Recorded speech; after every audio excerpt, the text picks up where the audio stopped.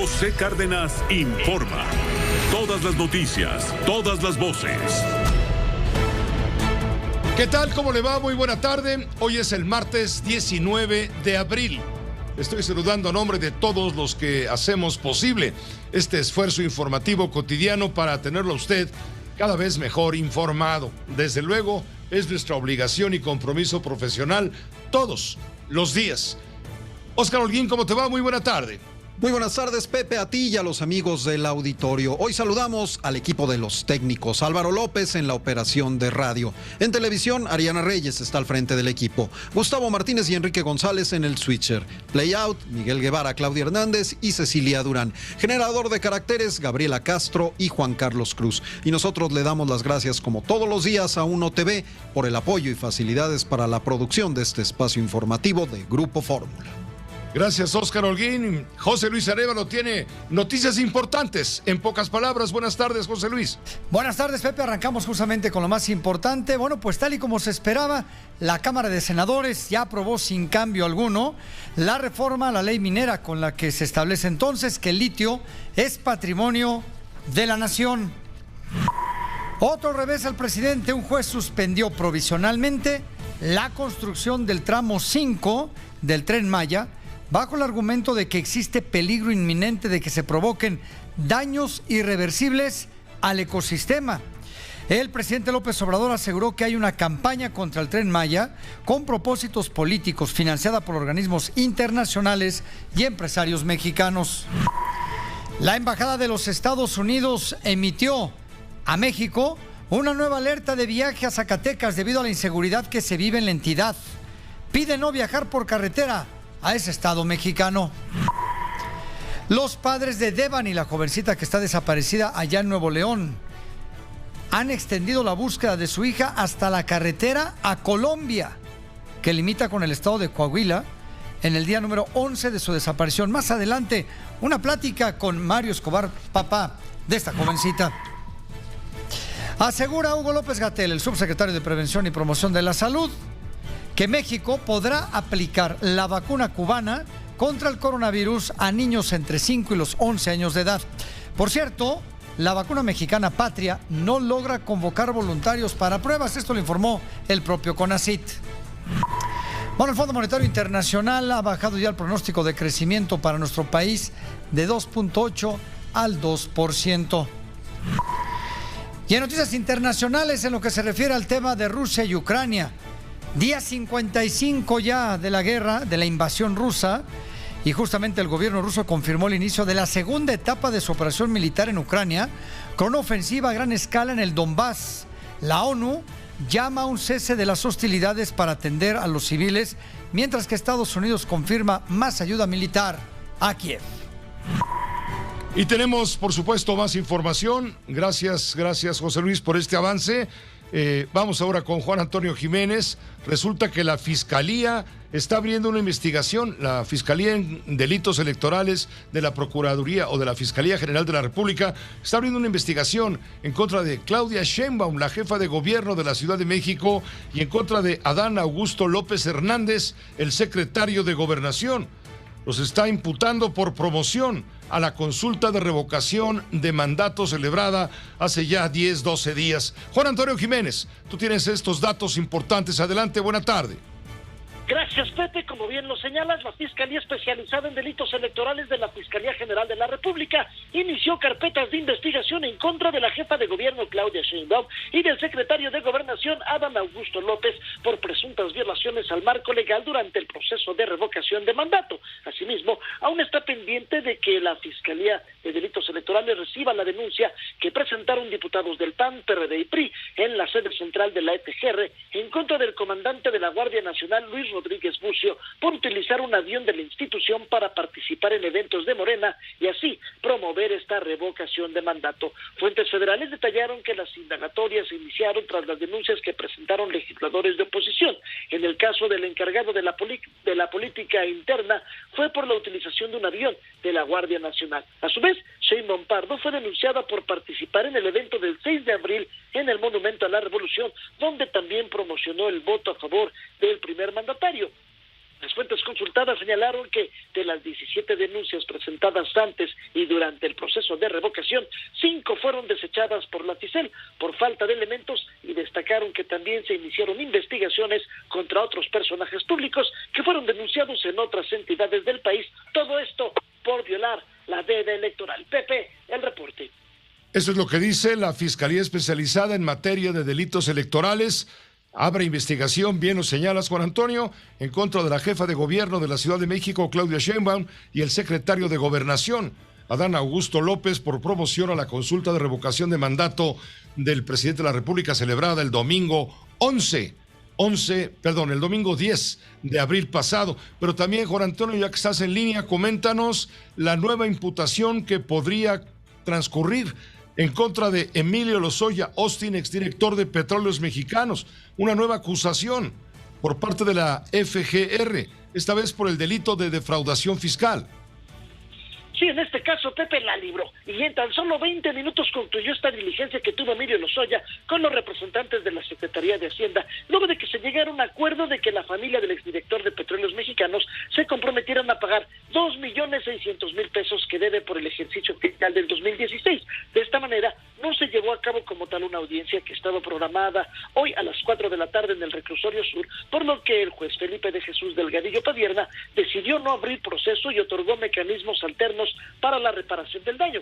El abogado defensor Alejandro Rojas Pruneda informó que Lozoya Austin desde el pasado 18 de abril ya había ofrecido a la Procuraduría Fiscal de la Federación pagar esta deuda, con lo que se evitó iniciar un tercer proceso penal en su contra por defraudación fiscal. Al no existir oposición por parte de la FGR y de la Secretaría de Hacienda, se concedió esta petición, y una vez que se deposite ese dinero, el caso será enviado al archivo, o de lo contrario, se reanudaría así esta audiencia inicial. Actualmente hay que recordar, Pepe, que Emilio Lozoya enfrenta 2 procesos penales por los delitos de operaciones con recursos de procedencia ilícita, asociación delictuosa y cohecho relacionados con los casos de Odebrecht y agronitrogenados, y por ambos este exservidor público ofreció pagar $10 millones para reparar el daño de 7.3 millones por los sobornos de Odebrecht y 3.4 millones para la planta de agronitrogenados. Se espera que la próxima semana ya pueda haber una fecha para que de nueva cuenta tengan una audiencia y puedan ya resolver si se paga o no, para que pueda obtener Emilio Lozoya su libertad. Pepe, el reporte. Claro, entendido y claro, queda muy claro lo que acabas de decirnos. También creo que tú tienes la información relacionada con la detención del presunto líder de los Rojos, el famoso Johnny, narcotraficante, líder de este grupo criminal que sería el responsable de operar el trasiego de drogas hacia Sudamérica. Fue detenido aquí en Ciudad de México. Adelante, Juan Antonio, también con esta nota, por favor.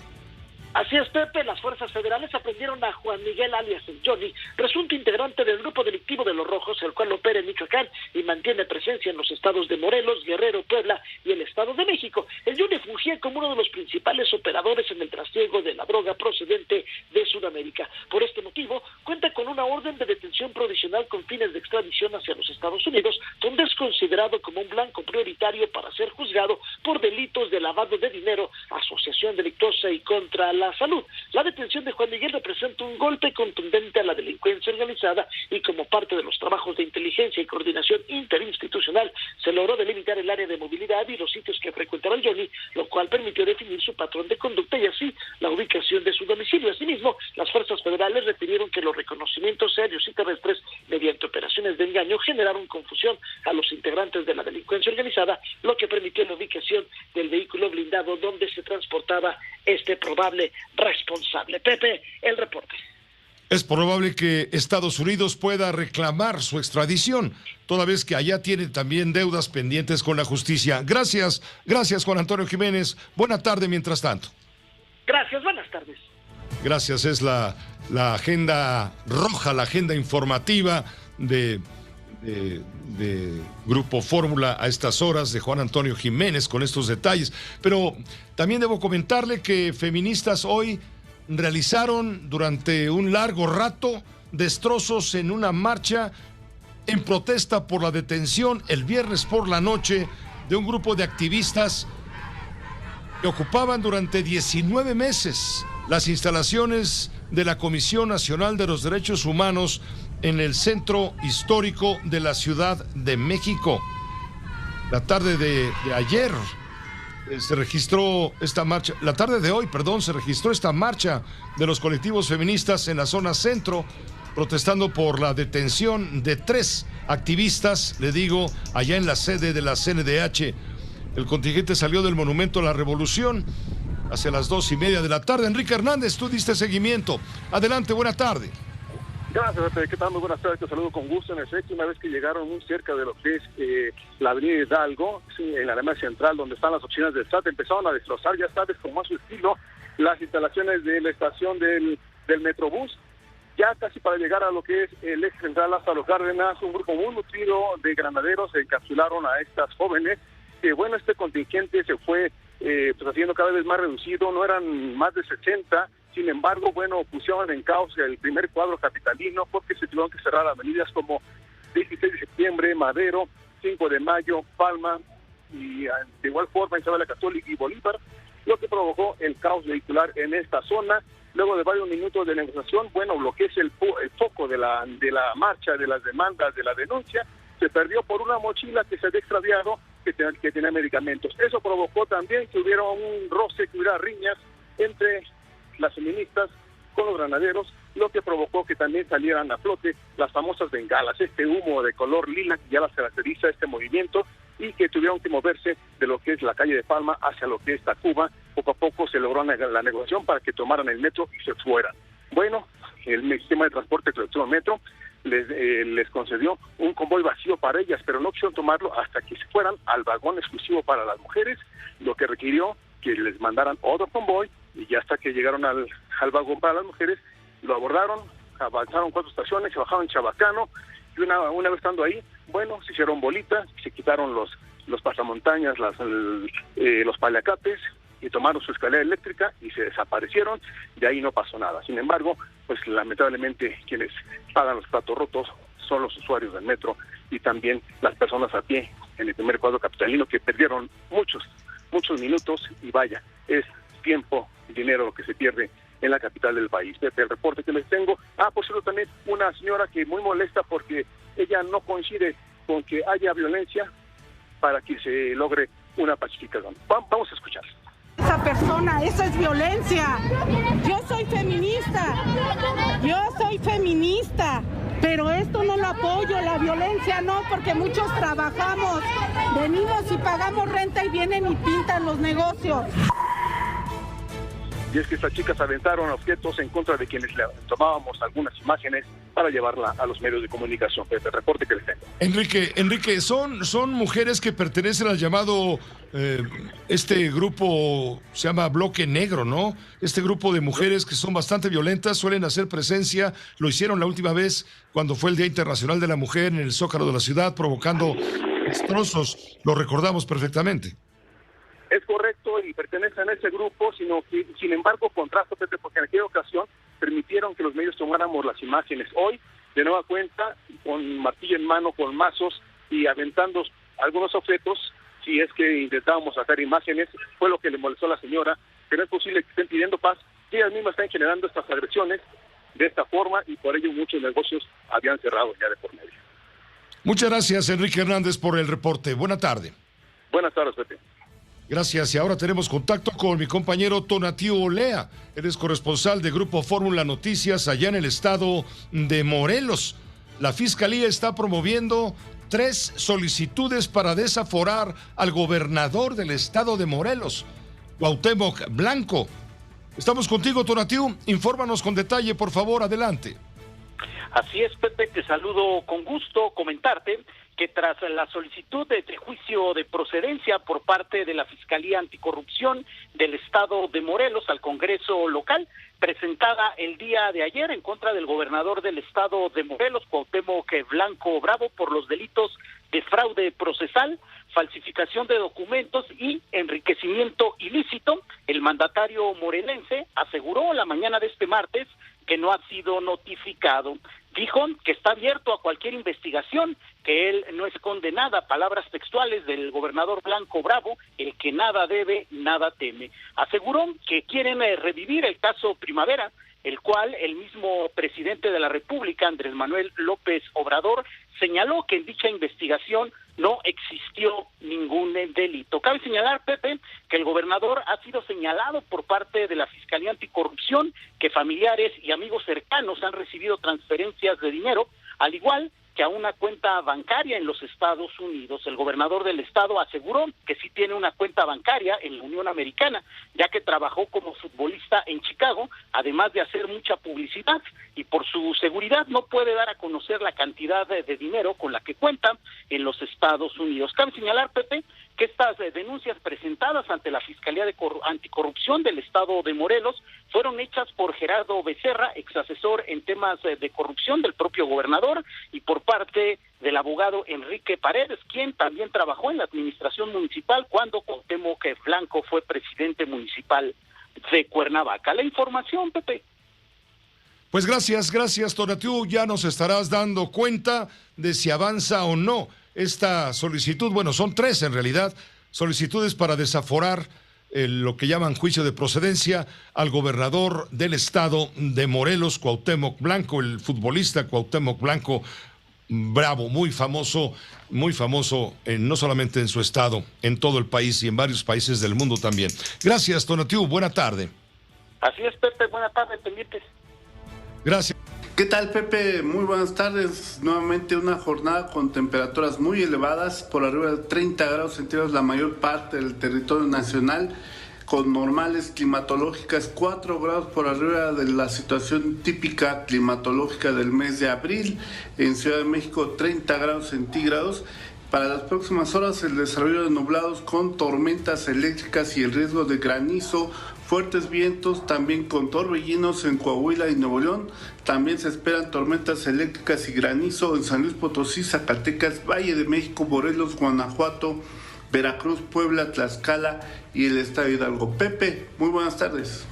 Gracias, muy buenas tardes. Gracias, Alberto Hernández Unzón, el meteorólogo de Grupo Fórmula.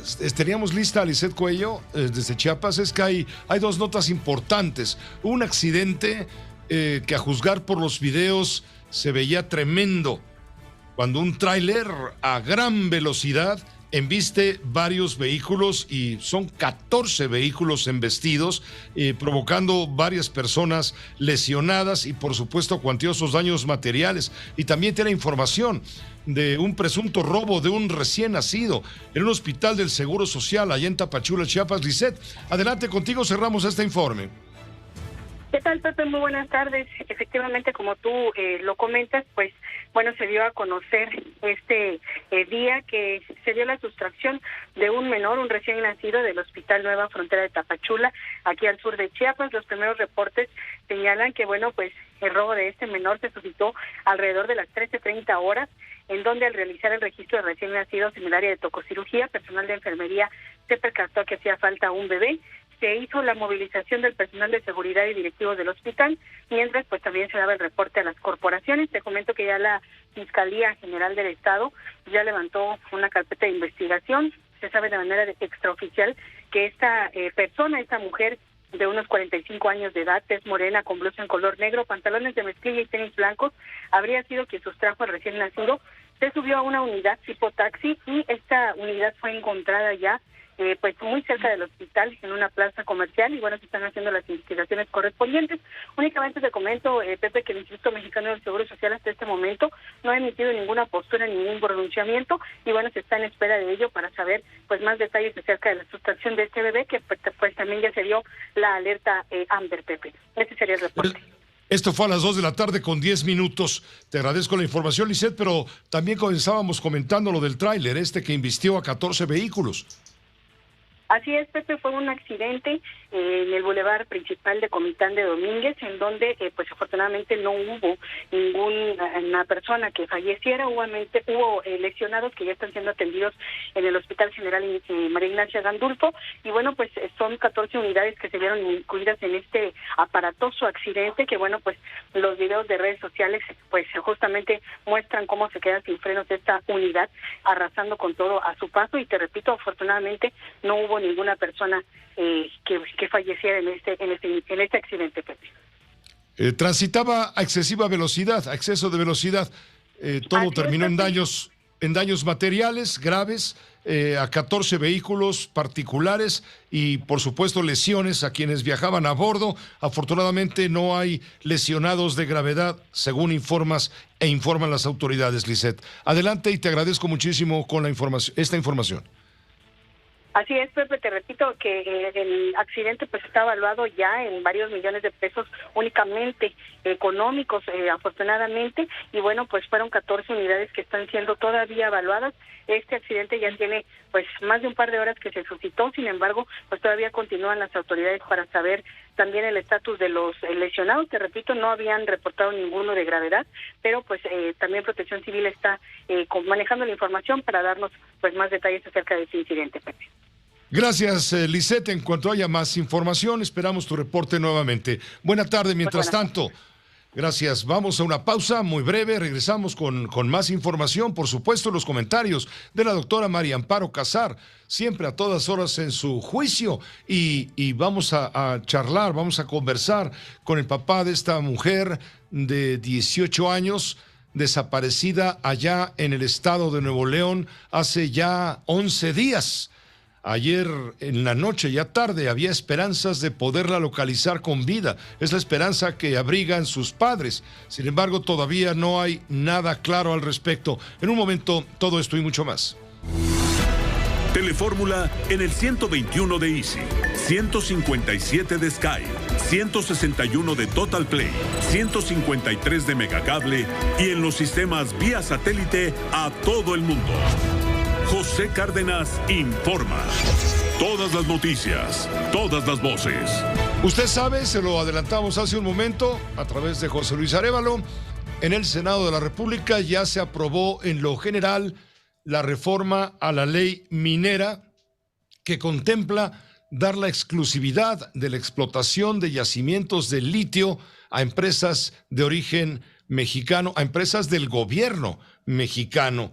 Tenemos el contacto con el ingeniero Alberto López Santoyo. Él es experto en minería, fue presidente de la Comisión de Comunicación de la Asociación de Mineros de Sonora y exdirector de minería en el gobierno pasado de Claudia Pavlovich, justamente allá en Sonora. Ingeniero, gracias por aceptar la invitación para comentar la trascendencia de lo que acaba de consumarse en el Senado de la República con este aval en lo general de la ley minera que ya aprobó.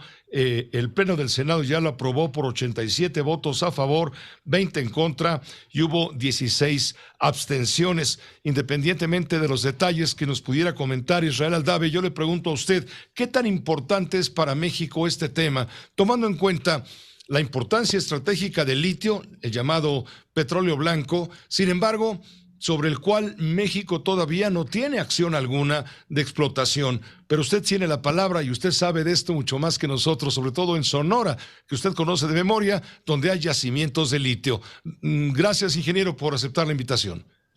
Pues muchas gracias a ustedes por considerarnos y para mí realmente es un gustazo estar al aire junto contigo, Pepe, porque desde acá desde Hermosillo damos puntual seguimiento a tu programa. Y bueno, empezando con el tema, en efecto, Sonora es un estado muy rico en mineralización de muchos metales y también de elementos no metálicos. Y entre todos estos surgió este yacimiento. Es un yacimiento que tenemos a 8 kilómetros de la población de Bacadehuachi y que en un principio se malentendió porque se decía que era el yacimiento más grande del mundo, cosa que no fue así, no es así. Lo que pasa es de que se consideró en la nota que salió, las principales que salieron y que ubicaron a este yacimiento como el más grande del mundo, se hablaba de 243.8 millones de toneladas de roca de arcilla de litio y ellos consideraron como si fuera nada más de litio. Entonces, a esta gran cantidad de rocas con contenidas de litio había que multiplicarlo por la ley promedio, que es de 3.5 kilos de litio por tonelada. Al final del día nos da cerca de 1 millón de toneladas de litio. Pero como quiera, es un yacimiento interesante. Con este yacimiento México se ubica entre el lugar 12º, 13º a nivel mundial, Claro que hay países que tienen muchísimas más reservas de litio que el caso de Sonora.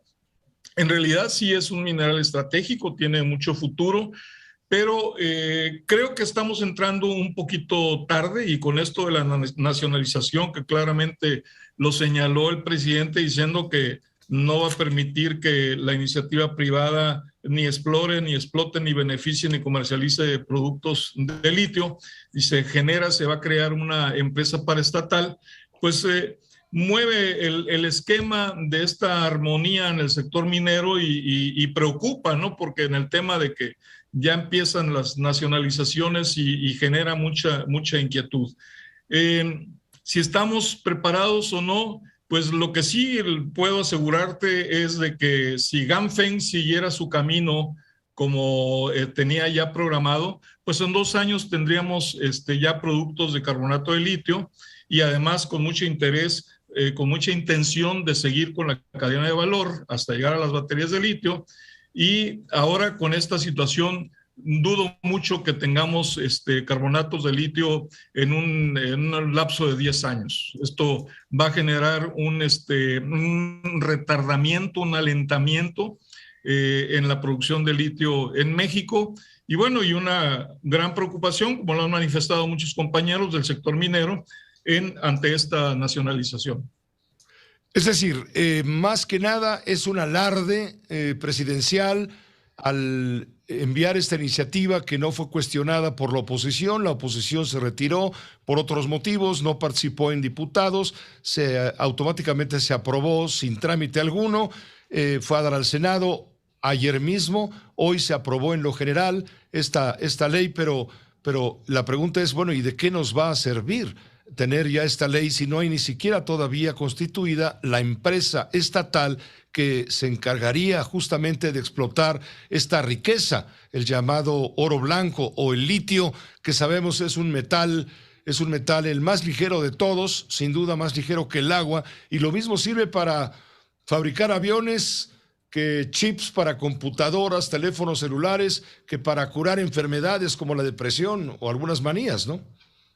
Totalmente. Sí, es grandes cualidades de este elemento, ¿no?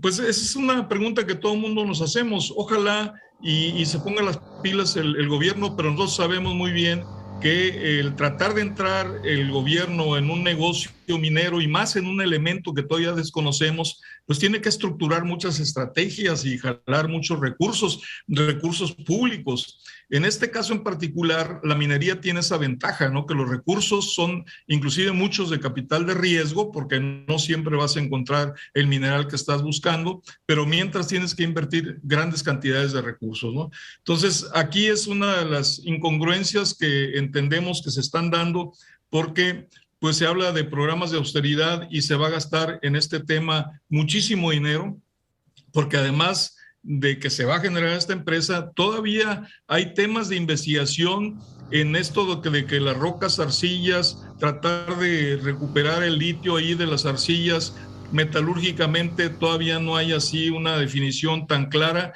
y la prueba está en que no hay ahorita todavía una mina, una planta que procese en el mundo el litio, de las rocas arcillas, ¿no? Correcto. Esto se verá como un fruto, si hablamos de un corto plazo, 10 años, ingeniero, a juzgar por lo que usted nos dice. Es una opinión muy particular. Yo le calculo que si lo va a manejar una paraestatal, vamos a tener por ahí productos de carbonato de litio en un término aproximado de 10 años. Si siguiera Ganfeng, sería de 2 a 3 años. Entonces, este movimiento legislativo no es sino un alarde presidencial para hacerse presente luego de lo que pasó el domingo cuando le echaron para atrás su reforma a la ley de la industria eléctrica. Pues aquí están las pruebas técnicas, ¿no? Sí, usted habla de técnica, no de política. Nosotros hablamos de política, no de técnica, por eso lo tenemos a usted, ingeniero. Sí, por eso no quisiera meterme mucho en el terreno político, pero bueno, el discurso político, ya que estamos en este rollo, el discurso político al parecer genera muchas otras cosas que nosotros no entendemos, pero pues genera muchas adhesiones políticamente, ¿no? Pero la verdad técnica es que nada más existe un yacimiento de litio en todo México con viabilidad económica ahorita y que tiene problemas técnicos en la recuperación y que es eso con lo que va a arrancar esa empresa paraestatal. Pues gracias, ingeniero, por... Usted conoce, es experto en el tema. Gracias por invitarnos a entender este contexto en el cual se da la aprobación a esta nueva ley minera que ha sido autorizada ya de manera rápida, de fast track, en el Senado de la República. Gracias, ingeniero. Gusto en saludarlo. Pepe, un gustazo. Que estés muy bien. Igualmente, saludos allá en Sonora a todo mundo. El ingeniero Alberto López Santoyo, él es experto en minería, creo que le queda a usted claro después de lo que nos dijo. Él es presidente de la Comisión de Comunicación de la Asociación de Mineros de Sonora y fue director de minería en el gobierno de Sonora de Claudia Pavlovich del PRI. Ahora está en lo que le digo, en comunicación de la Asociación de Mineros de Sonora, hablando la realidad del litio para dimensionar pues lo que viene a significar. Algo que el presidente por la mañana, por supuesto, celebró, luego de que en diputados ayer, sin trámite alguno y sin cambiarle ni media coma, fue aprobado, lo dijo el presidente de la República con toda claridad. Óscar Zúñiga tiene esta información en breve. En su conferencia mañanera, el presidente Andrés Manuel López Obrador resaltó que el Tren Maya va, tal como sucedió con el litio, esto al celebrar la aprobación de la reforma a la ley minera, y dijo que el trazo del tren respeta ríos subterráneos y cenotes. Todavía no hay una notificación oficial, no sabemos de qué se trata, solo lo que ya es de dominio público. Hay con propósitos políticos, no ambientalistas, una campaña en contra del Tren Maya, financiada por organismos internacionales y por empresarios. Y vamos a que el Poder Judicial resuelva, pero el tren va. En cuanto al litio, el mandatario nacional celebró que los diputados aprobaran reformas a la ley minera y apuntó que tal vez no se tenga la tecnología para explotarlo en este momento, pero ya es de los mexicanos. Estoy muy contento con lo del litio. El litio. Es que no dicen nada, pero ellos saben muy bien lo que significa el litio. Es un mineral estratégico y que sí va a requerir, porque estuve leyendo comentarios de que para qué vamos a tener el litio si nos va a faltar la tecnología. Sí, pero ahí vamos a ir desarrollando la tecnología, o se adquiere, pero el litio es nuestro.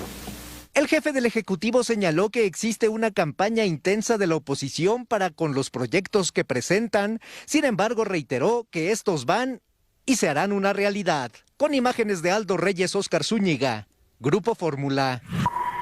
Pues esto hay alrededor e importante de lo que se dijo en la mañanera. También se habló de vacunas, la vacuna patria, las vacunas cubanas, pero de esto hablaremos más tarde. Lo que hubo sí fue que un juez federal suspendió provisionalmente la construcción del tramo 5 del Tren Maya, precisamente, proyecto insignia del gobierno de la Cuarta Transformación encabezado por el presidente López Obrador en el sureste mexicano. Según el juez, se señala que no hay estudios de impacto ambiental y ante la denuncia de ambientalistas le dieron para adelante pues a la solicitud de amparo y el juez federal suspende provisionalmente la construcción de este tramo del Tren Maya. Permítame una pausa breve, volvemos. Internet, josecárdenas.com.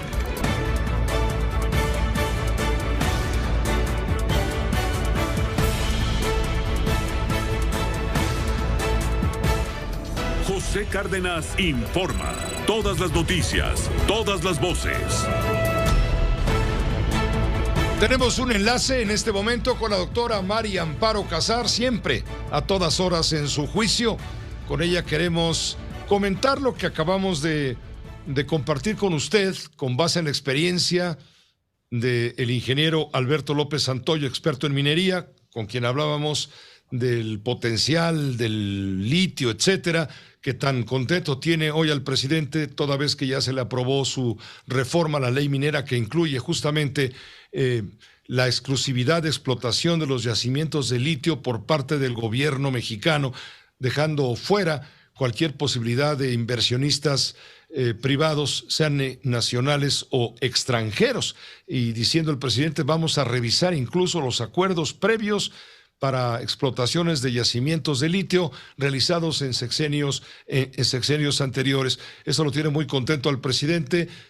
Quizá tanto, no creo, como el descontento que padeció el domingo en la noche cuando le echaron para atrás, le electrocutaron pues su reforma a la ley de la industria eléctrica. María Amparo, creo que sí le podemos dar una lectura política a todo esto también, al mismo tiempo que lo hicimos desde el punto de vista técnico con el litio. Buenas tardes, doctora.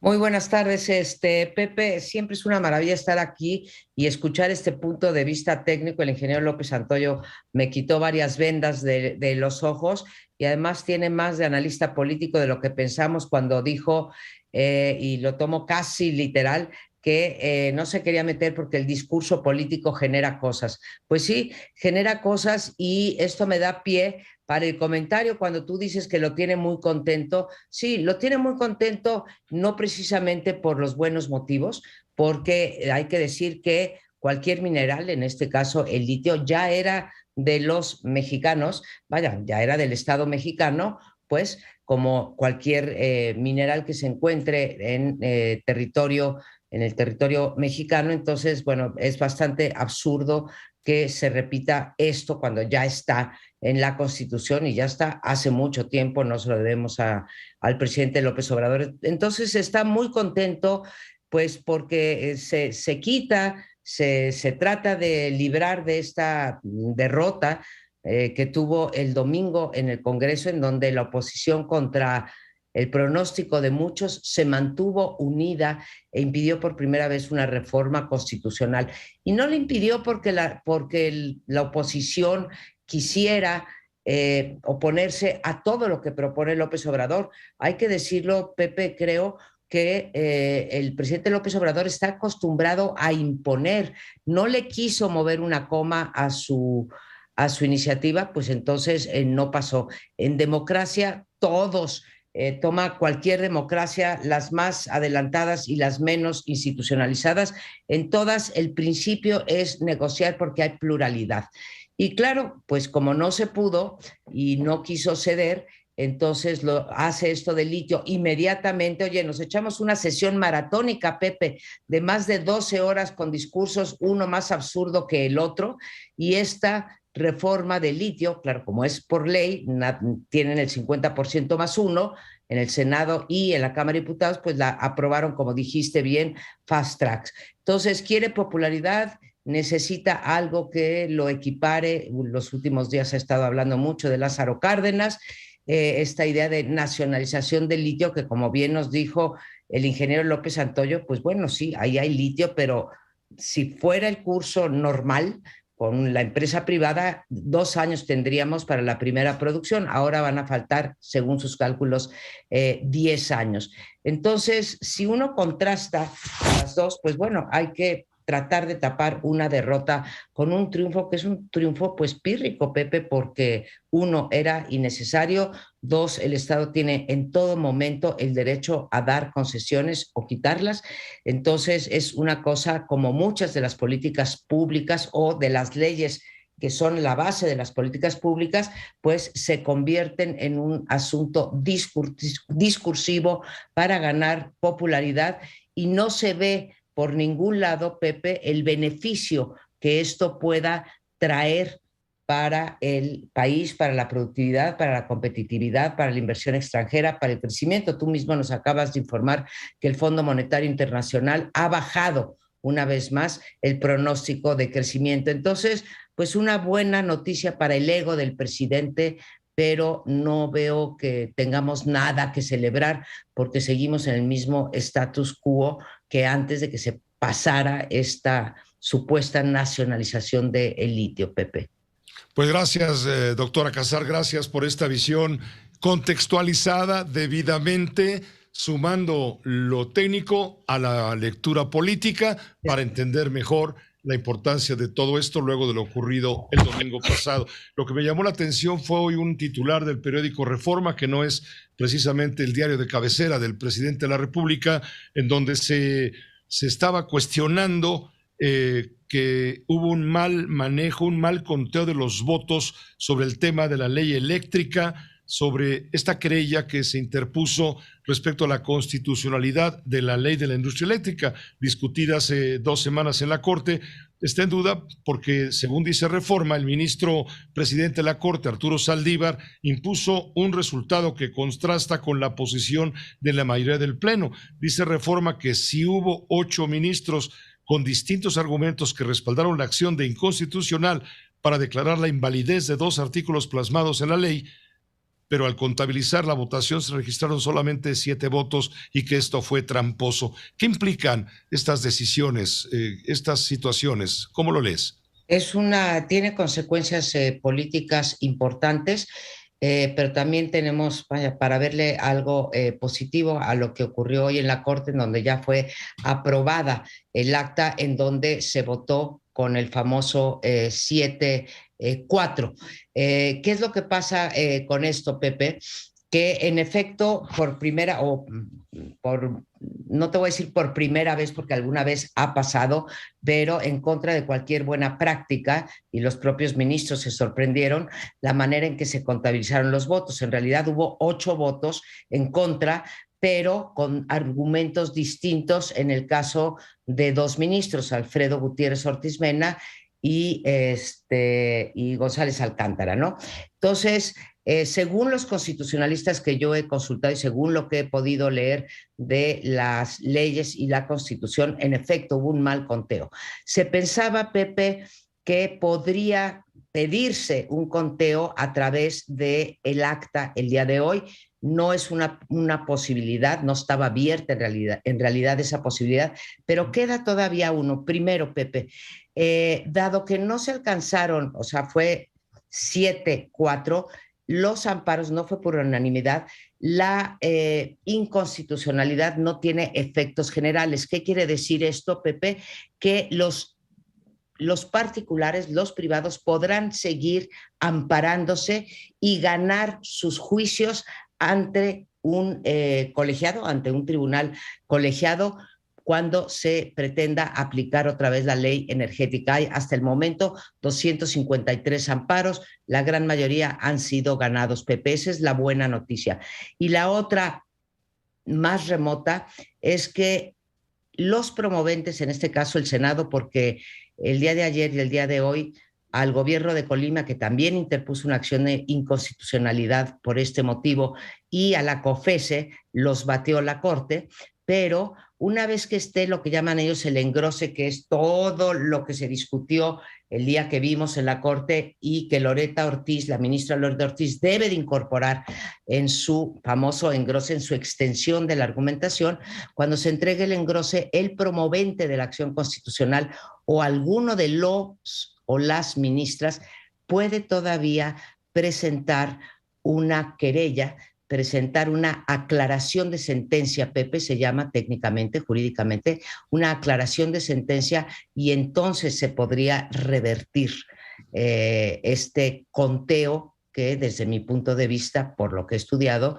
estuvo mal hecho, Pepe. Entonces, queda esa esperanza y queda abierta la puerta de los amparos, que es muy importante para los inversionistas mexicanos en materia de electricidad, Pepe. Hay que decírselo al público porque pues, no fue por unanimidad lo de la inconstitucionalidad de la ley, de la reforma, de la ley eléctrica. De la ley eléctrica vigente, que hubiera quedado derogada si se aprueba y se vuelve constitucional la reforma del presidente, como fue desechada. No se expulsó.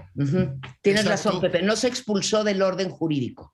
Exactamente, y sigue estando vigente, por lo tanto, se dijo, no es inconstitucional, se discutía, se demandaba la inconstitucionalidad, se determinó que no es inconstitucional, pero ahora, como hubo mal conteo, podría sí ser constitucional y por lo tanto dar pie a una serie de querellas y de impugnaciones ante la Corte. Perfectamente resumido. Si se resuelve el problema de la sentencia rectificada, como es lo que tú estás ahora planteando y que es la base de todo lo que hoy expone el periódico Reforma. Insisto, que no es el diario que más lee, no es el diario favorito del presidente, pues habrá que ver en qué acaba todo esto. Gracias, doctora Casar, no te quitamos más el tiempo. Nunca es quitarme el tiempo, es un placer estar contigo y con tu auditorio. Gracias, Saludos doctora. a todo tu equipo. Igualmente, gracias, la doctora María Amparo Casar, siempre a todas horas en su juicio a propósito. Una pausa, vamos a regresar con el parte de guerra. La situación en Ucrania cada vez es más complicada.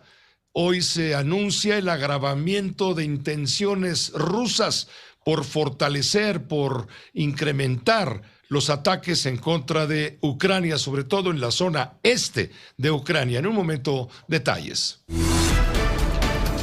Su opinión es importante. Twitter, @José Cárdenas 1. Facebook, José Cárdenas. Todas las noticias, todas las voces. Antes de ir con la información relativa al parte de guerra derivado de la invasión rusa en el territorio de Ucrania, debo informarle que los padres de la joven Devani Susana Escobedo, desaparecida hace ya 11 días, están extendiendo la búsqueda y están haciendo todo lo posible por localizarla con vida. No pierden la esperanza de lograrlo. Han llegado las pesquisas hasta la carretera a Colombia. Es la frontera prácticamente entre Nuevo León y el estado de Coahuila. Vamos con Ray Elizalde, con Raimundo Elizalde de Fórmula Nuevo León. ¿Cuáles son las novedades? Porque anoche se estuvo trabajando con peritos de la Fiscalía del Estado en la búsqueda de Devani Susana. Fueron incluso a un lugar donde se le vio por última vez en una fotografía con vida. En fin, tú tienes los datos, Ray Elizalde. Adelante, por favor. Muy buenas tardes, Pepe. Te saludo con mucho gusto a ti y a todo tu auditorio. Bueno, informarte que minuto a minuto sigue la familia buscando a esta joven estudiante de leyes de Devani Susana, de 18 años de edad. Te comento que hace algunos minutos acaba de terminar un cateo, un registro a prácticamente 25 kilómetros de donde se le vio por última ocasión. Es en los condominios Constitución, todavía perteneciente al primer cuadro de Monterrey. En este punto, ubicado a un costado prácticamente del río Santa Catarina, fueron agentes ministeriales quienes ingresaron a un departamento de estos domicilios, estos condominios, donde supuestamente había pertenencias. Luego de varias horas de registrar este sitio, ubicado muy cerca, como te digo, del río Santa Catarina, de la avenida Constitución, bueno, lamentablemente no encontraron un solo indicio. Seguimos con la misma noticia. No hay noticias, paradero de esta joven Devani Susana, de 18 años de edad. Te comento, durante la mañana, como tú lo adelantabas, esta búsqueda se extendió a esta carretera a Colombia, prácticamente 7 kilómetros adelante, buscando algún indicio. Incluso estuvieron los papás de Devani.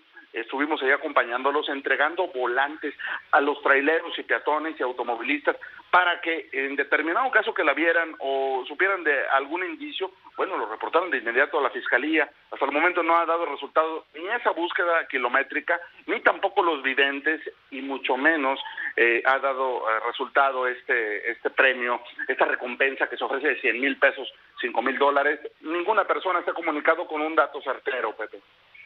Y además, en esta búsqueda intensiva desde hace ya 11 días, en el camino han ido encontrando cuerpos.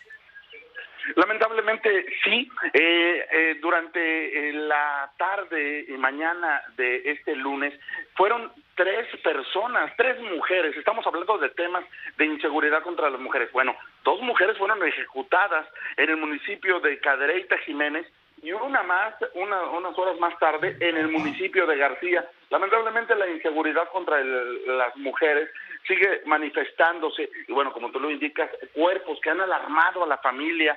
Esto en el municipio de Monterrey. Ahí fue una mujer que tenía reporte de búsqueda el pasado domingo, y bueno, también un hombre que tenía reporte de búsqueda. Este fue localizado en territorio de Ciénega de Flores. Lamentablemente ellos fueron víctimas aparentemente de la delincuencia organizada. Te agradezco la información, Ray Elizalde. Seguimos muy al pendiente, como todo México. Seguimos a la orden, Pepe. Muy buenas tardes. Gracias, muy buena tarde. Es lo que está ocurriendo. Hemos tratado de localizar a Mario Escobar, el padre de Devani y Susana Escobar. Sin embargo, no hemos tenido suerte. Ellos andan, pues imagínense cómo, buscando a su hija con la esperanza de encontrarla con vida. Y en este momento no fue posible el enlace. Trataremos de hacerlo más adelante. Pero está Héctor Herrera. Él tiene un dato verdaderamente escalofriante. De las 10,000 mujeres reportadas como desaparecidas en 2021, 2,000 siguen sin aparecer. Héctor, tú tienes ese dato que fue dado a conocer por el Observatorio Ciudadano Nacional del Feminicidio. Muy buenas noches. ¿Qué tal, Pepe? ¿Cómo estás? Te saludo con gusto. Fíjate que sí, y es que a partir del análisis de los datos que arrojan las diferentes fiscalías en todo el país, este observatorio se ha dado a la tarea de dar un seguimiento a este problema que desafortunadamente vemos en estos días se ha incrementado y que pues nos genera este tipo de datos. Primero, y es que de acuerdo con datos del Secretariado Ejecutivo del Sistema Nacional de Seguridad Pública, el año pasado, Pepe, fueron asesinadas 3,750 mujeres, niñas y adolescentes. De estos casos, solo 1,004 se investigaron como feminicidio y su mayoría como homicidios dolosos. Solo en enero de este año, fíjate, fueron asesinadas 292 mujeres, niñas y adolescentes a nivel nacional, de las cuales solo 75 se investigan como feminicidio. Y es que sobre esta problemática de las desapariciones de mujeres en México, el Observatorio Ciudadano Nacional de Feminicidio dice que de acuerdo a la información de las fiscalías estatales de 19 entidades de la República, de enero a diciembre del año pasado, dato que adelantabas, Pepe, desaparecieron 10,032 mujeres, niñas y adolescentes, y de estas 2,881 continúan desaparecidas. Es decir, pues prácticamente el 30% de las mujeres que en algún momento se reportaron como desaparecidas, pues prácticamente sigue en esta situación. Sí. De hecho, señala que la violencia contra las mujeres obviamente no es normal, es una violación a los derechos humanos, por lo que hace pues un nuevo llamado a que esta problemática se le asignen presupuestos necesarios, Pepe, y por supuesto la investigación. Y finalmente te cuento que prevalece el feminicidio, ya que al menos 10 mujeres continúan siendo asesinadas al día, Pepe. 10 mujeres asesinadas al día es la estadística de Observatorio Ciudadano Nacional del Feminicidio. Gracias. Héctor, buenas noches. Buenas noches.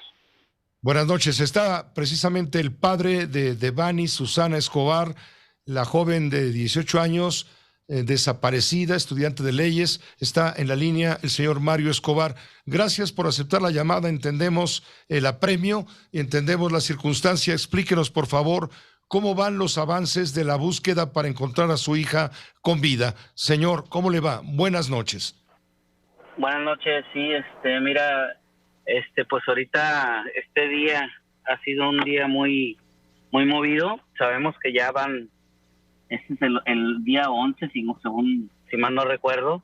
Sí, exactamente. Pero tenemos mucha confianza en que podamos encontrar a Devani con todas las investigaciones que se han dado. Digo, he sido muy cuidadoso con las formas, y bueno, espero me entiendan, pues para tratar de llegar a un final feliz. Eso es lo que tenemos en confianza mi esposa y yo. Y bueno, pues seguimos en la búsqueda, no paramos con la búsqueda, tenemos mucha esperanza de poder encontrar a mi hija con vida. Hoy estuvieron en un departamento habitacional, en una unidad. Ayer estuvieron en la empresa transportista afuera de la cual fue vista su hija Devani por última vez hace ya 11 días. Estuvieron largas horas ahí. Explíquenos, don Mario, qué pasó ayer y qué ha pasado hoy en esta búsqueda del departamento, donde se decía que había quizá objetos personales de Devani. Que peguen un flyer. Sí, bueno, ahí en estos momentos vamos a trasladarnos para la fiscalía para ver los videos y bueno, de alguna manera tratar de encontrar algún indicio, no de descartar, de encontrar algún indicio de del caso de Devani. Y bueno, ahí vamos a ver también varios videos, entonces va a ser una noche larga para nosotros, pero bueno, eso no importa, tenemos mucha fe y mucha esperanza en tener ya algo real, algo que se pueda comentar ante la gente, que mucha gente, pues gracias por su empatía, por sus muestras de cariño. El día de hoy anduvimos en un mercado, la gente al momento de pasar nos reconocía, y se nos acercaba y nos decía que estaba con nosotros y que no detengamos esta lucha por toda la gente que ha pasado esto, y que si nos tocó a nosotros, bueno, pues que sigamos con esta lucha, que por algo nos tocó a nosotros. Entonces eso nos da mucha pues más seguridad y más fuerzas para poder seguir adelante, sabiendo que ya son muchos días.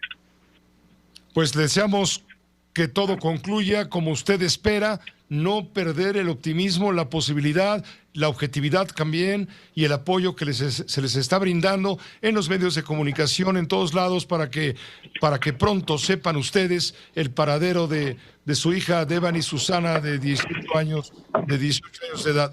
Deseamos desde el fondo del corazón que ustedes tengan respuesta positiva y no pierdan usted y su esposa la esperanza. Sí, es como te digo, así rapidito, muchas gracias a todos los medios de comunicación por la difusión que se le está haciendo. Híjole, ya se hizo esto internacional, o sea, porque nos han hablado de diferentes partes del mundo, y de México ni se diga, o sea, la difusión que tenemos por parte de ustedes, nosotros súper agradecidos, porque pues entre más difusión haya, podemos hacer más fuerte que cambien las cosas y tener un mejor país. Un país que queremos, que es México, y queremos que nuestros niños, que nuestros adolescentes, que nuestras niñas, pues tengan una vida normal como la que tuvimos nosotros. Le agradezco mucho su tiempo y haber tomado la llamada. Estaremos permanentemente pendientes de lo que ocurra, don Mario Escobar. Gracias por aceptarnos. Muchas gracias, saludos. Buenas noches, es Mario Escobar, el padre de Devani Susana Escobar, de 18 años de edad. Una pausa, regresamos con José Luis Arévalo y el parte de guerra en Ucrania. Telefórmula en el 121 de Easy, 157 de Sky, 161 de Total Play, 153 de Megacable y en los sistemas vía satélite a todo el mundo. José Cárdenas informa. Guerra en Ucrania. Se cumplen 55 días de la invasión de las tropas rusas en el territorio soberano de Ucrania. Rusia confirma el inicio de una segunda etapa de su operación militar en ese territorio, en ese país. Anuncia una ofensiva a gran escala en la zona este, en la zona de la cuenca del Donbass. Mientras tanto, Naciones Unidas está haciendo un llamado urgente al cese de hostilidades para atender a los civiles, mientras Estados Unidos confirma más ayuda militar a Kiev. José Luis Arévalo, tienes más noticias. Efectivamente, Pepe, como bien comentas, inicia esta ofensiva para establecer el control total de Donbass por parte del ejército ruso. Y el presidente de Ucrania, Volodymyr Zelensky, ha informado que es un ataque a gran escala y que lo venía advirtiendo hace ya varias semanas. El presidente de Ucrania, Volodymyr Zelensky, ha anunciado esta madrugada que la ofensiva rusa para tomar el control de la región del Donbass, en el este de Ucrania, ha comenzado. Asimismo, ha dicho que sus soldados batallarán hasta el final para no ceder ninguna parte del territorio a las fuerzas de la ocupación rusa. Mientras tanto, en Kharkiv, donde nos encontramos hoy, los combates se han recrudecido ante la desesperación de la población, que todavía se esconde en sótanos y está en el metro, refugiándose de los constantes disparos de artillería y los bombardeos. En Kharkov, la segunda ciudad de Ucrania y la mayor al este del país, el bombardeo ruso no cesa por tercer día consecutivo. Las autoridades de esa región confirmaron al menos ya 3 personas muertas y 16 heridos. El principal negociador de la parte ucraniana, Mikhailo Podolyak, aseguró que el continuo asedio a Mariupol y el repetido fracaso de los corredores humanitarios para la evacuación de civiles han complicado aún más el avance de las negociaciones con Rusia, las cuales se encuentran suspendidas ya en estos momentos. Al respecto, el ministro de Exteriores ruso, Sergei Lavrov, confirmó que su país comenzó la segunda etapa de su operación especial contra Ucrania, que busca la liberación completa de las repúblicas de Donetsk y Lugansk. Son los aviones de combate Su-34 de las Fuerzas Aéreas rusas, operando, según informa el Ministerio de Defensa de este país, en la detección y destrucción de objetivos enemigos ucranianos. Aunque no se especifica la fecha y el lugar en que fueron tomadas, las imágenes fueron estudiadamente publicadas este martes como mensaje de confirmación de que, en efecto, la dura batalla por el control del Donbass ya está en marcha. Y mientras tanto, el drama de los refugiados continúa. Día a día siguen saliendo más personas del territorio ucraniano. Las últimas cifras revelan que ya podrían ser alrededor de 5 millones los que han escapado de la guerra, además de los más de 7 millones de desplazados dentro del territorio ucraniano. La invasión rusa ha provocado que más de 4.900.000 ucranianos huyan de su país y la Agencia para los Refugiados de la ONU, ACNUR, informó que un promedio de 65.000 personas se convierte diariamente en refugiados en diferentes países, siendo Polonia el que más recibe, calculándose que esté por encima de los 2 millones que cruzaron su frontera, mientras que estimaciones de la agencia revelan que al menos 7 millones de personas están desplazadas internamente en Ucrania. El secretario general de Naciones Unidas, Antonio Guterres, pidió a las partes involucradas en este conflicto un cese de hostilidades de 4 días para permitir evacuaciones seguras de civiles y también al mismo tiempo la entrega de ayuda humanitaria en la parte oriental ucraniana, donde miles de personas se encuentran sitiadas por las tropas rusas con escasez de alimentos y de agua. Hago un llamamiento para que se produzca un alto al fuego humanitario inmediato que posibilite unas negociaciones políticas serias, encaminadas a alcanzar un acuerdo de paz basado en los principios de la Carta de las Naciones Unidas. El cese de las hostilidades permitirá el suministro de ayuda humanitaria esencial que salvará vidas, evitará sufrimientos y protegerá a los civiles. Panorama. Ante este panorama, el Fondo Monetario Internacional ha rebajado hasta en un 3.6% su previsión de la economía, de crecimiento de la economía global para este 2022, en la medida en que la guerra recrudece. Para América Latina, sin embargo, las proyecciones son más optimistas de lo que eran hace 3 meses. Aunque la guerra en Ucrania podría implicar un mejor crecimiento económico en América Latina y el Caribe, en 2022 de hasta 2,5%, la mejoría vendría acompañada de una fuerte presión inflacionaria con un alza de hasta el 11.2%. Por cierto, aquí en México, a propósito, el Fondo Monetario Internacional ha bajado el pronóstico de crecimiento para nuestro país de un 2.8% a 2%, mientras que para la autoridad, que seguramente rebatirá este pronóstico, la esperanza de crecimiento, la expectativa de crecimiento rondaría el 4%, según han dicho las autoridades. El Banco de México dice que sería menos, alrededor del 3%. Ahora el Fondo Monetario Internacional asegura que será del 2%. ¿Qué está haciendo ante todo este panorama el gobierno de los Estados Unidos, concretamente el presidente Joe Biden, quien ha citado en videoconferencia a sus aliados de la Organización del Tratado del Atlántico del Norte, de la Comunidad Europea, de la Unión Europea y del G7, que son las 7 naciones económicamente más poderosas de Occidente? Los ha citado para un consenso, para ponerse de acuerdo y lanzar una nueva ofensiva de carácter económico, y al mismo tiempo enviar más ayuda a Kiev ante el incremento de la ofensiva, la amenaza de la ofensiva rusa en el este de Ucrania. Armando Guzmán está muy al tanto de todo esto. Lo saludamos desde la capital estadounidense. Armando, muy buenas noches, adelante, ¿cómo te va? ¿Qué tal, Pepe? Gusto verte. Déjame decirte que hoy todo el mundo está hablando en Estados Unidos acerca de la llamada de esta mañana del presidente Joe Biden con las autoridades de la Unión Europea y también con el grupo de G7. Además estuvo presente el secretario general de la OTAN. En todo esto fue una coordinación para que entre las tres unidades sepan qué tipo de armamento les necesitan enviar ahora a Ucrania. Y este armamento ya está en camino, está llegándole a Ucrania muy pronto. Entre ellos está el Howitzer, la artillería Howitzer. Esta dispara en ángulo, como si fuera un arco, y también puede disparar en ángulos de 45 grados y disparar diferentes tipos de munición en diferentes tipos de ángulos.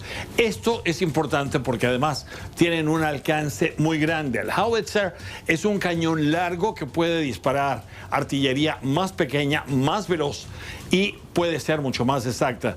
Y eso es lo que necesita Ucrania en este momento y eso es entre lo que se está enviando. Algo más que se está haciendo es apretando las sanciones que hay por parte tanto de la Unión Europea y el G7 como de Estados Unidos. Y estas sanciones se van a anunciar mañana, algunas de ellas van directamente a impedir que Rusia tenga más capacidad de crear más armamento y de tener capacidad militar de continuar con esta guerra. Ahora, la cuestión no es fácil porque se ha tratado de castigar a Rusia en diferentes formas y en diferentes niveles y no se ha podido hacer porque los europeos, particularmente Alemania, que hoy incidentalmente anunció que va a enviar también armamento, pero al mismo tiempo que envía armamento no ha dejado de comprar petróleo y gas. Mientras eso no se detenga, Pepe, ese dinero, 235,000 millones de dólares, le van a seguir llegando a Putin para mantener su guerra. Otra cosa que hay que aclarar, estas sanciones no son nuevas. La Unión Europea quizás sancione también a Caterina y a María, las hijas de Putin. Estados Unidos ya lo hizo. Y en cuanto al armamento, hay algo muy importante que debo decirte. Este armamento se envía, pero no quiere decir que los soldados y los artilleros ucranianos estén familiarizados con ellos. Entonces, los instructores de las Fuerzas Armadas de Estados Unidos estarán dándole instrucción precisamente a los instructores ucranianos y esos ucranianos a su vez ya le enseñarán a manejar estos equipos a los artilleros de su país. Pero todo esto te lo platico porque esto va a tomar tiempo. Entonces hay dos cosas. Sí, es cierto que se están enviando armamentos, pero este armamento no va a estar listo de inmediato. Y el otro, son sanciones, pero estas sanciones no van realmente a apretar como no han apretado hasta ahora todavía, mientras Europa y particularmente Alemania siga comprando tanto gas y tanto petróleo de Rusia. Es lo que tenemos a esta hora para ti, Pepe. Regresamos contigo a la Ciudad de México. Gracias, Armando, que es bastante, por cierto. Gracias, hasta mañana. Estaremos en contacto permanente con Armando Guzmán, corresponsal en la ciudad de Washington. Vamos a una pausa breve, volvemos con más.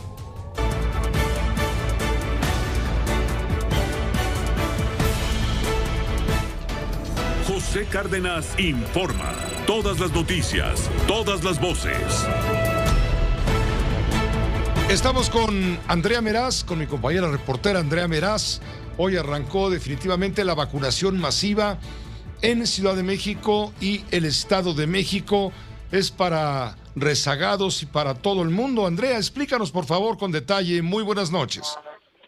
Muy buenas noches, Pepe. Pues sí, en unidades médicas públicas del país, pero también en aeropuertos, en centrales, fuera de plazas comerciales, pues ya se puede encontrar la vacuna contra COVID-19. Esta campaña de vacunación masiva que estará habilitada al menos hasta el 30 de abril, pues está para todos los adultos mayores de 18 años, quienes estén buscando la primera, la segunda, la tercera dosis de COVID-19. En esta estrategia, pues están sumando esfuerzos por parte del Instituto Mexicano del Seguro Social, el Instituto de Seguridad y Servicios Sociales de los Trabajadores del Estado, también centros de salud, y en estos puntos, Pepe, se está llevando a cabo la jornada de vacunación con la farmacéutica AstraZeneca. Platicamos con algunos funcionarios del IMSS y nos decían que el objetivo es acercar la vacuna lo más que se pueda a las personas que todavía no han recibido una dosis contra COVID-19 o quienes todavía les hace falta al menos la segunda y la tercera dosis. Pero también lo que hemos podido notar en estos recorridos que hemos hecho es que los adultos mayores no se les está negando una cuarta dosis de vacuna. Si bien no está planteada en la Estrategia Nacional de Vacunación que ya se ponga el refuerzo, tampoco se les está negando a quienes ya tienen al menos 4 meses desde su última dosis, es decir, que si se vacunaron en diciembre pasado, pues ya podrían tener esta cuarta dosis de vacuna, Pepe. Y de acuerdo pues con los datos que nos da la Secretaría de Salud es que del 11 de abril a la fecha pues se han aplicado 2.178.746 dosis, de las cuales 47.000 son primeras dosis, 54.874 segundas dosis y 2.076.430 son dosis de refuerzos aplicadas. Y también hablando sobre este tema de la vacunación, pues ¿qué ha pasado con la vacuna Patria? Lo que nos explica en conferencia de prensa la directora del CONACYT, María Elena Álvarez Buila, es que todavía no se reúnen los 400 voluntarios que serían los participantes en esta fase 2 de la vacuna Patria. ¿Y esto por qué? Porque no cumplen con todos los requisitos y así nos los explica. Los teníamos que rechazar porque tenían un nivel de anticuerpos mayores, probablemente por la alta prevalencia de la Omicron, y también pues avanzó la vacunación y era más difícil encontrar personas, o está siendo más difícil. Eso es lo que cambia el ritmo de avance de los ensayos clínicos. Personas que tienen más de 1.200 anticuerpos están siendo rechazados, Pepe, y pues de acuerdo con ella, pues la vacuna Patria tiene efectos secundarios bastante leves a moderados y que ha dado buenos resultados en fase 1 y en próximos meses pues estaríamos viendo aún más sobre la fase 2. Es el reporte. Completísimo como siempre, André Meraz, gracias y buenas noches.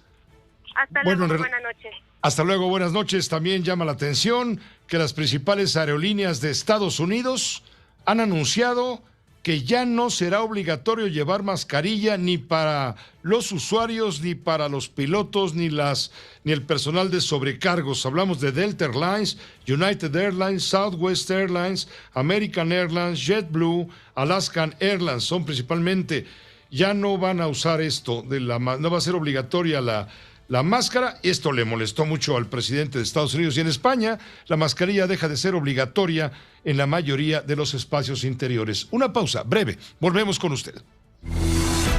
Internet, josecárdenas.com.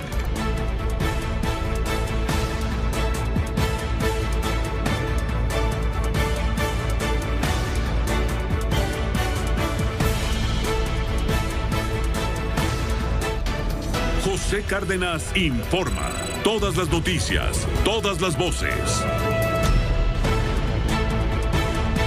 Hace un momento le comentamos al principio de la emisión que un juez federal suspendió provisionalmente la construcción del tramo 5 del Tren Maya, proyecto insignia del gobierno del presidente López Obrador. Comprende una zona que va entre los balnearios de Playa del Carmen y Tulum, frecuentados por turistas internacionales. Dijo el juez que no se permita la ejecución de obras relacionadas con su construcción, destrucción, en fin, porque se está dañando la biodiversidad del terreno. Es la resolución que dice el juez. El presidente dice que no le ha llegado ninguna notificación sobre la decisión del juzgado de Mérida de conceder esta suspensión provisional del tramo 5 del Tren Maya por presuntos daños ambientales. Esto fue planteado por ambientalistas, quienes, por cierto, son más de 300 investigadores que le dirigieron una larga carta al presidente López Obrador para advertirle de las consecuencias ambientales del proyecto del Tren Maya y piden que se detengan las obras y se haga una evaluación seria y cuidadosa de los impactos que ha ocasionado. Y el presidente les llamó en su momento pseudocientíficos y conservadores. Bueno, pues hoy en esta larga carta, los pseudocientíficos y conservadores, llamados así por el presidente, le dicen, no somos lo que usted nos dice, y le piden nuevamente que detenga el proyecto. No somos conservadores, no somos adversarios, somos académicos, con trabajo de campo y de gabinete. Tenemos un profundo compromiso con el bien de México. Esto ante los constantes dichos del presidente, que los cuestiona por haberse quedado callados en el pasado y los califica de ser pseudoambientalistas sin convicciones y sin escrúpulos morales. Ese lío derivado del tema de la construcción del Tren Maya, sobre lo cual un juez ya decretó que momentáneamente se suspenda la construcción del tramo 5. Hagamos una pausa breve y regresamos enseguida. Su opinión es importante. Twitter, @José Cárdenas 1. Facebook, José Cárdenas. Y al cierre informativo, José Luis, ¿qué más tenemos? Tenemos que los morenistas ya comenzaron a difundir en redes sociales una campaña para exhibir a los diputados de la oposición PAN, PRI, PRD y Movimiento Ciudadano que votaron en contra de la reforma eléctrica.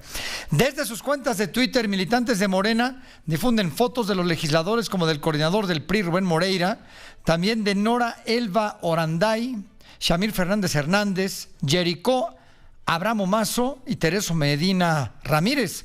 Las fotos de los diputados aparecen con una leyenda que dice que jamás se nos olvide, es una traidora o traidor, según sea el caso, a la patria. Al respecto, el presidente de la mesa directiva en la Cámara de Diputados, Sergio Gutiérrez Luna, justificó esta campaña. Aseguró que él no ha visto ninguna campaña, solo información difundida sobre la votación en una sesión pública en la Cámara. Y pues en este mismo sentido, Jorge Triana, diputado del PAN, anunció una denuncia por daño moral contra el presidente nacional de Morena, Mario Delgado, luego de que anunciara esta campaña para exhibir nombre y cara de legisladores, entre comillas, traidores, que votaron contra la reforma eléctrica. Triana dijo también que en la denuncia incluirá a la secretaria general de Morena, Citlali Hernández, y a quienes resulten responsables por dicha campaña. Y en más de los diputados, durante la discusión y votación de la reforma eléctrica del domingo, se esperaba que los partidos aliados de la 4T, Morena, Partido Verde y Partido del Trabajo, votaran todos a favor en bloque. Sin embargo, del Partido Ecologista, sorprendió que la diputada Alexis Gamiño lo hiciera en contra, como toda la oposición. Esta decisión le ha costado a la legisladora mexiquense ser expulsada del Partido Verde Ecologista de México, lo cual ha dado a conocer la tarde de este lunes a través de sus redes sociales. Bueno, en otras cosas, la percepción de inseguridad de los mexicanos tuvo un leve aumento en el primer trimestre del 2022, al ubicarse en 66.2%, de acuerdo con una encuesta publicada este martes por el Instituto Nacional de Estadística y Geografía. Esto significa que el 66.2% de la población de 18 años y más percibe que vivir en su ciudad es inseguro, con un alza del 0.4 puntos porcentuales frente al resultado de hace 3 meses, que fue de 65.8%, según datos de la Encuesta Nacional de Seguridad Pública Urbana 2022. Fresnillo y Ciudad Obregón son las ciudades con mayor percepción de inseguridad. Así las cosas en el país. Bueno, oiga, mientras tanto, la tarde de ayer lunes, la Fiscalía General del Estado de Puebla emitió una alerta Amber para localizar a un niño de 12 años quien desapareció junto con un hombre mismo que fue asesinado y su cuerpo encontrado el fin de semana en una zona huachicolera. Y Cancún sigue bajo el control de la violencia y la inseguridad. Luego de un fin de semana con 3 personas muertas, bueno, pues esta noche asesinaron a balazos a un hombre que además estaba amarrado de las manos. Según los primeros reportes, a la víctima la bajaron de un carro y le dispararon en varias ocasiones hasta matarlo y luego lo tiraron a la calle. Gracias, José Luis, y gracias a usted por su atención y confianza. A nombre del equipo, lo invito para que a continuación en estas frecuencias de radio sintonice la Fórmula Financiera. Lo esperan los periodistas Mari Carmen Cortés, Pepe Yuste y Marco Antonio Mares. Y en Telefórmula, el doctor Leonardo Curcio. Hasta mañana con todas las noticias y todas las voces.